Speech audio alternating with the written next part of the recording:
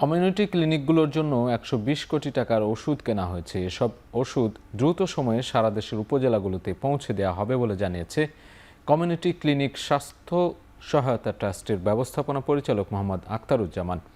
দুপুরে মানিকগঞ্জ জেলা প্রশাসকের সম্মেলন কক্ষে এক সেমিনারে তিনি কথা বলেন। এ সময় তিনি বলেন, ওয়ার্ড পর্যায়ে স্বাস্থ্যসেবা পৌঁছে দিতে উদ্যোগ নেওয়া হয়েছে।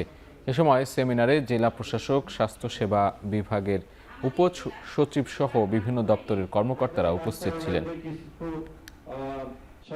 এখন আমাদের বাজেট চলে আসছে, অলরেডি আমরা 120 কোটি টাকার ওষুধ কিনছি এবং আমার ধারণা যে আজকে 15 তারিখ, আমার মনে হয় আর 2-1 দিনের মধ্যে বাংলাদেশের সকল উপজেলা ওষুধ চলে যাবে।